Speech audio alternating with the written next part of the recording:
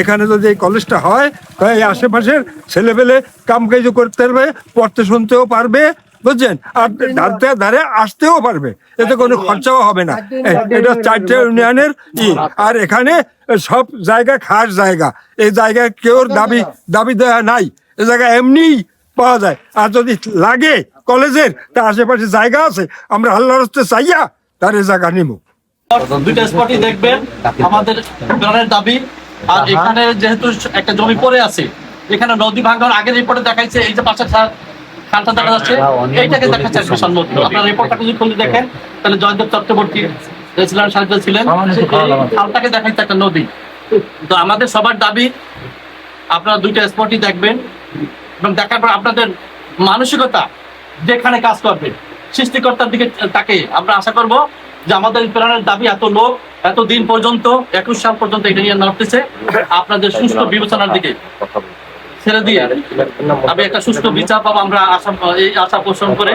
এলাকার স্বার্থে technical school and কলেজের আমরা প্রতিষ্ঠানের স্বার্থে আমরা সামাজিক উন্নয়নে শিক্ষার গুণগত মান উন্নয়নের জন্য আমরা শিক্ষার গুণগত মান উন্নয়নের ধারাকে অব্যাহত রাখার জন্য আমরা যে কোনো সহযোগিতা সরকারের করতে চাই।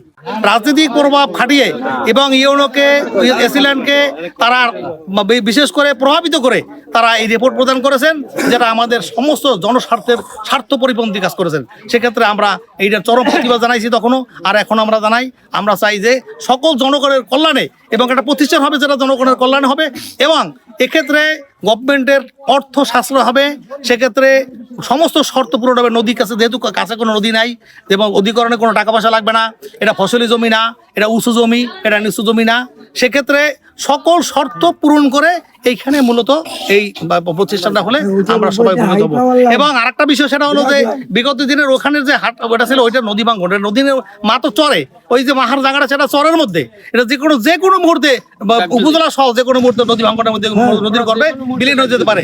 তো সেক্ষেত্রে তারা সেই দিক লক্ষ্য না করে জনগণের স্বার্থকে পদদলিত করে তারা এই কাজটা করেছেন, সেটা আজকে আমরা এবং সেখানে দেখেন আমাদের এই পাশাপাশি সব বিদ্যুতের আমাদের এখানে বিদ্যুতের সুযোগ সুবিধা আছে, রাস্তাঘাটের সুবিধা আছে, কমিউনিকেশন খুব ভালো। তারপরে এরা সমস্ত এরিয়ার মাঝখানে আমাদের 4টা ইউনিয়নের মোহনা, সেই দৃষ্টিকোণ থেকে আমাদের এই স্বার্থটাকে জলাঞ্জলি দিয়ে রাজনৈতিক প্রভাব খাটিয়ে সেই মনোনীত করছে, যেটা আমরা চরম প্রতিবাদ জানাইছি। সেক্ষেত্রে আজকে তদন্ত হয়েছে, আমরা চাই যেখানে আমরা কলেজটা হয়। আমাদের প্রাণের দাবি, জনগণ এলাকার সবার দাবি সরকারি স্থাপনাটায় সরকারি জায়গায় হবে, এখানে সরকার অনেক লাভবান হবে, সরকারের কত হাজার হাজার কোটি টাকা বের যাবে। আমি জানতে পারি সরকার নাকি 10 কোটি টাকা রাখছে শুধু জমি অধিগ্রহণের জন্য, এই টাকাটা সরকার লাগতেছে না, এই টাকাটা দিয়ে সরকার আর উন্নয়নের কাজ ব্যয় করতে পারবে। অতএব আমার সর্বোপরি কথা হলো এখানে যাতে হয় সেই আমি কামনা করছি এবং সবার পক্ষ থেকে আমি এটা আবেদন করছি যে উজিরপুর উপজেলার যে টেকনিক্যাল স্কুল অ্যান্ড কলেজ স্থাপিত হবে তার একটা জমি অধিগ্রহণের প্রস্তাব সরকারের কাছে আছে। সেই প্রস্তাবের এগেনস্টে কিছু অভিযোগ আসছে এলাকার মানুষের পক্ষ থেকে, সেই বিষয়টি আমরা একটু সরেজমিনে দেখতে আসছি, যে তদন্ত করতে আসছি বিষয়টা। আমরা তদন্ত যে কমিটি আসছে ওটাকে সর্বোচ্চ সহযোগিতা করছি, পাশাপাশি হচ্ছে এখানে তদন্ত করার পর একটা তদন্ত রিপোর্ট আসবে, এরপর আমাদের থেকে মন্ত্রণালয় থেকে যে নির্দেশনা আসবে আমরা ওটা বাস্তবায়ন করবো।